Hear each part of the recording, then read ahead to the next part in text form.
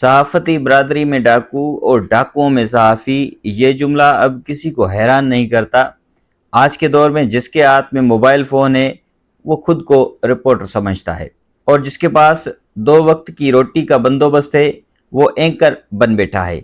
تازہ مثال ہمارے سامنے ہے۔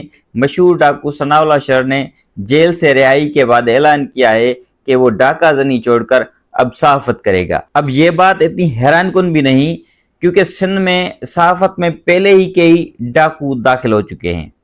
عام طور پر کہا جاتا ہے کہ صحافت معاشرے کا آئینہ ہے، یعنی ایسا پیشہ ہے جس کے ذریعے سماج کی برائی اور بھلائی سامنے آتی ہے۔ مگر ہمارے ہاں تو صحافت وہ ہے جو کسی برائی کو چڑھا کر اور بھلائی کو دبا کر پیش کرتے ہیں۔ آج جب ملک بھر میں صحافت ایک صنعت بن چکی ہے تو صحافی ایک مزدور بن کر رہ گیا ہے۔ ایسا لگتا ہے صحافی بھی اب ان کاتبوں کی طرح ہے جو محض فنی کاریگر بن گئے ہیں۔ ہر چینل، ہر اخبار میں ایسے چہرے ہیں جنہیں درگاہوں پر بانٹے گئے پتاشوں کی طرح دیکھا جا سکتا ہے۔ جس کے پاس کچھ نہیں وہ بھی خود کو صحافی کہلوا لیتا ہے۔ مشہور ناول نگار آسکر وائلڈ نے کہا تھا، امریکہ میں ہر 4 سال بعد صدر بدلتا ہے مگر صحافی ہمیشہ حکمران رہتے ہیں۔ ہمارے ہاں بھی اب یہی حال ہے۔ جس کے پاس تربیت نہیں، جسے صحافت کی الف بے بھی معلوم نہیں، وہ بھی مائک تھامے رپورٹر بن بیٹھا ہے۔ تو پھر اگر ثناء اللہ شر خود کو صحافی کہتا ہے تو اس پر تعجب کیوں ہو؟ بلکہ شاید وہ کچھ موجودہ صحافیوں سے زیادہ ایماندار ثابت ہو جائے، کیونکہ وہ کھلم کھلا کہتا ہے کہ وہ پہلے ڈاکو تھا۔ سندھی صحافت کا حال یہ ہے کہ جیسے کوئی پرانی وراثتی عمارت جس کی دیواریں جھک چکی ہیں اور چھت گرنے والی ہو۔ آج جب میڈیا ہاؤسز امیر سے امیر تر بن رہے ہیں تو صحافی غریب سے غریب تر ہوتا جا رہا ہے۔ سندھی صحافت تو اپنی ابتدا سے ہی محرومیوں کا شکار رہی ہے۔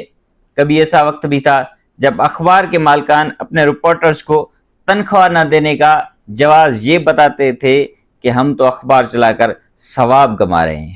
پرنٹ میڈیا، جسے جدید صحافت کی ماں کہا جاتا ہے، آج خود ایسی ماں بن چکی ہے جسے اس کے اپنے بچے گھر میں دیکھ کر بھی حال نہیں پوچھتے۔ اخبارات کے ایڈیٹوریل صفحے تو بند ہو چکے ہیں یا پھر رنگین اشتہارات سے بھرے پڑے ہیں۔ جب کسی اخبار کو اشتہار ملتا ہے تو سب سے پہلے قربانی ایڈیٹوریل صفحے کی دی جاتی ہے۔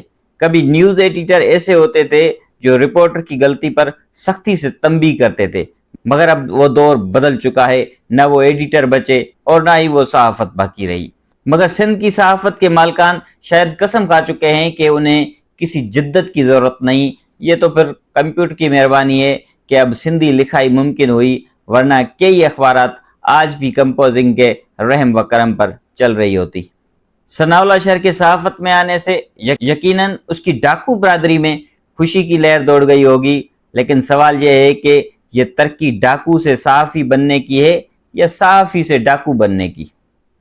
ہو سکتا ہے جلدی اس کے لیے بھی کوئی نیا پریس کلب بن جائے، کیونکہ سندھ کے ہر چھوٹے بڑے شہر میں ایک سے زیادہ تو پریس کلب موجود ہیں۔ یا پھر کیا معلوم وہ کسی صحافتی تنظیم کا صدر بھی منتخب ہو جائے۔ یہ وقت سندھ کی صحافت کے لیے بہت نازک ہے۔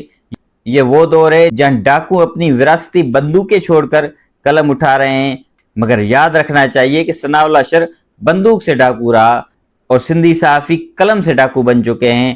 فرق صرف ہتھیار کا ہے، انجام دونوں کا ایک جیسا، اور پھر بھی صحافت زندہ باد۔